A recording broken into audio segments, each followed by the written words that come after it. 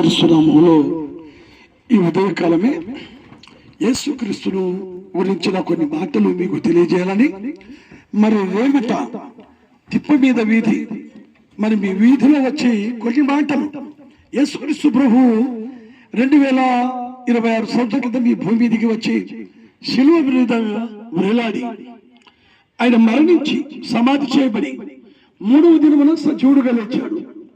ఎందుకు లేచాడంటే పాపంలో ఉన్న మనుషులను ప్రేమించాడు, శాపంలో ఉన్న మనుషులను శాపయుక్తిగా తాను పొందాడు.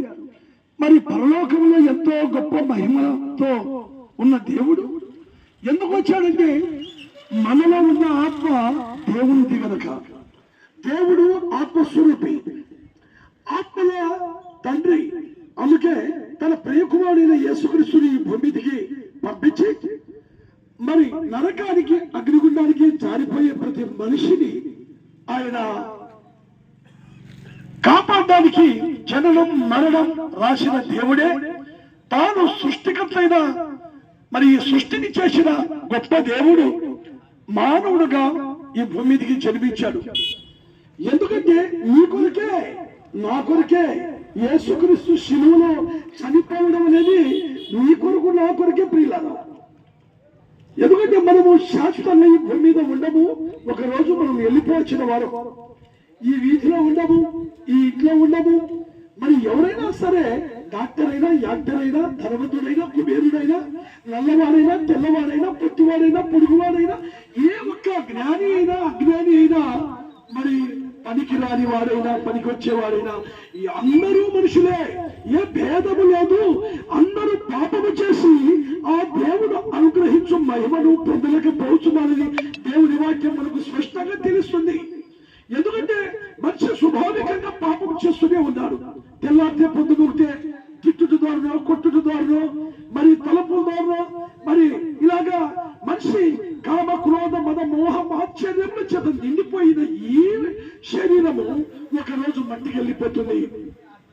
మట్టికి వెళ్ళిపోయే మనిషి, మట్టిలో దాగి ఉన్న ఆత్మ, పరలోక రాజ్యానికి చేరాల్సిన ఆత్మ ఎక్కడ వెళ్ళిపోతుందంటే నరకములో వెళ్ళిపోతుంది. అగ్నిగుండములో, నరకములో వారి పురుగు చావదు, అగ్ని ఆరదు. యుగ యుగాలండి, ఒకరోజు కాదండి, యుగ యుగాలు, యుగ యుగాలు. మరి అగ్నిలో మండు, అగ్నిలో యుగ యుగాలు ఆత్మ కాలుతుంది. మనం బ్రతుకున్నప్పుడు మనకు అగ్గి తగిలితే మన కాలో చెయ్యో కాలితే విలవిలవిలాడిపోతామండి. మేము జనరల్ హాస్పిటల్లో పోయినప్పుడు కాలిపోయిన మరి వాటిలో వెళ్ళిపోతే ఎంతో మంది విలవిలవిల్లాడుతూ ఉంటారు. గ్యాస్ పేలి కొంతమంది, మంటల చేత కొంతమంది, ఆత్మహత్యలు, మరి ఎంతో మంది పెట్రోల్ పోసుకొని తగలు పెట్టుకున్న వాళ్ళు. ఎన్నో బాడీని చూసినప్పుడు ఎంత ఘోరాతి ఘోరంగా ఉందంటే ఈ శరీరము, అయ్యో ఈ శరీరము కొరక ఇన్ని పాపాలు చేశాను, ఈ శరీరం కొరక నేను సుఖభోగాలు అనిపించడానికి ఇన్ని పాపాలు చేశాను అని అప్పుడు ఆలోచిస్తాడండి. అగ్నిగుండంలో కాలుతున్నప్పుడు మనిషిది ఇప్పుడు అర్థం కాదు, కాలిపోయినప్పుడు అర్థమవుతుంది. అందుకే యేసు ప్రభువు వారు ఈ భూమి మీదకి వచ్చినప్పుడు ఆయన యోహాను సువార్త 6వ అధ్యాయం 63వ వచనంలో ఒక చక్కటి మాట ఆయన ఇక్కడ చెప్పాడండి. ఆత్మయే జీవింపజేయుచున్నది, శరీరము కేవలం నిస్ప్రయోజనం అన్నాడండి. నిస్ప్రయోజనమైన శరీరము కొరకు ఈరోజు మనుషులు ఎన్ని చేయరాని పనులు చేస్తున్నారు, చేయరాని తప్పులు చేస్తున్నారు. ఏదో సాధించారని అనుకుంటున్నారు కానీ మనిషి లాస్ట్కు ఓడిపోతున్నాడు, చచ్చిపోతున్నాడు. చనిపోయి శరీరము మట్టికిస్తున్నాడు, ఆత్మ మాత్రం నరకానికి పంపిస్తున్నాడు.